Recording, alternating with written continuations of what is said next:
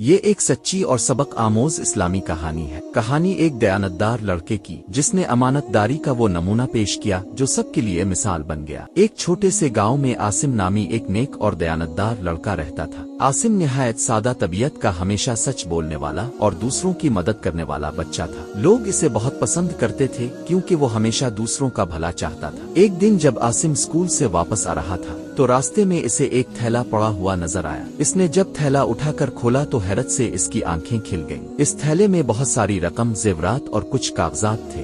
عاصم کچھ دیر کے لیے رک گیا، لیکن فوراً اس کے دل میں یہ خیال آیا، یہ کسی کی امانت ہے، مجھے اسے واپس کرنا چاہیے۔ عاصم فوراً گھر گیا اور اپنے والد کو ساری بات بتائی۔ اس کے والد بہت خوش ہوئے اور کہا، بیٹا تم نے بہت اچھا کیا، آؤ مسجد چلتے ہیں اور لوگوں کو اطلاع دیتے ہیں۔ عاصم اور اس کے والد گاؤں کی مسجد گئے۔ وہاں امام صاحب سے کہا گیا کہ اعلان کرے، جس کا ایک تھیلا گم ہوا ہے وہ آ کر نشانی بتا کر لے جائے۔ کچھ دیر بعد ایک بزرگ شخص مسجد میں آئے۔ ان کے چہرے پر پریشانی صاف دکھائی دے رہی تھی۔ انہوں نے امام صاحب سے بات کی اور تھیلے کی مکمل نشانی بیان کی۔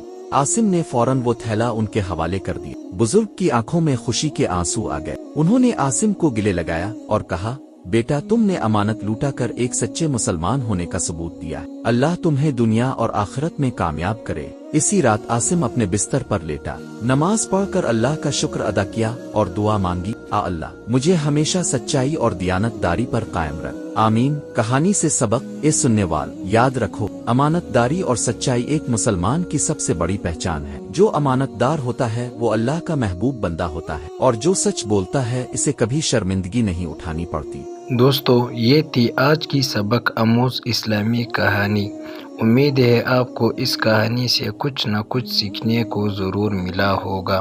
اگر آپ کو یہ ویڈیو اچھی لگی ہو تو براہ کرم اسے لائک کریں، کسی کو شیئر کریں تاکہ اور لوگ بھی اس نیکی میں شامل ہو سکے، اور چینل کو سبسکرائب کرنا نہ بھولیں۔ اللہ تعالی ہمیں سچ بولنے والا، دیانتدار اور نیک مسلمان بنائے، آمین یا رب العالمین۔ اپنا بہت سا خیال رکھے، دعاؤں میں یاد رکھے۔ السلام علیکم ورحمۃ اللہ وبرکاتہ۔